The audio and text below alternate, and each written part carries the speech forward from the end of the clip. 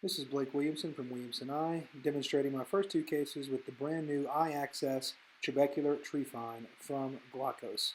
This is a microgoniotomy device designed to deliver multiple outflow channels through the TM while preserving substantially more valuable trabecular anatomy for future real estate versus other conventional goniotomy procedures. You're looking at the tip there, which is about a 30 gauge and made out of surgical stainless steel coated with titanium oxide. Now, the Trephine cutter is about 221 microns in diameter by about 300 microns in length. So here I am making my first of three microgoniotomies. I like to do that dead center just across from my wound. Again, this is precisely cutting that microgoniotomy while safely sparing adjacent trabecular tissues.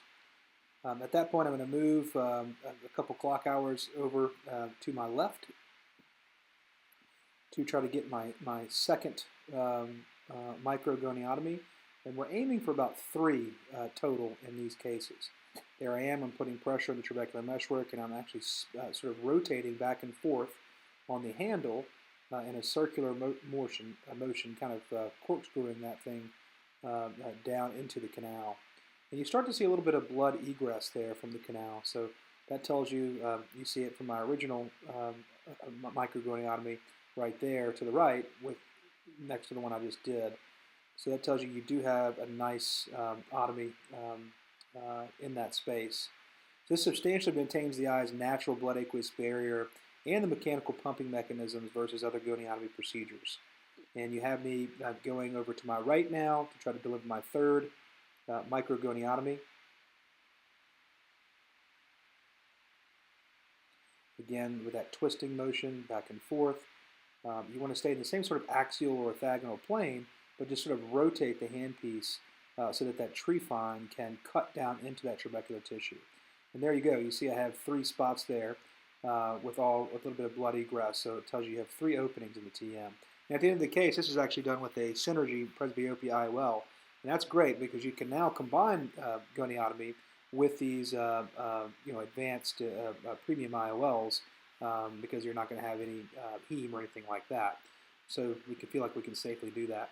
Here's case number two, and this patient is just a monofocal lens patient, a little bit of a darker TM compared to the last case. And again, I'm just trying to locate around my 9 o'clock position just across from my wound. I go ahead and dimple down onto the TM.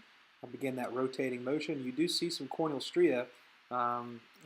So yeah, you don't have a great view while you're doing this, which is different than most other MIGS procedures. But you really do need to push hard while you're rotating in order to get that nice excision. You see some blood egress there, which gives me some confidence.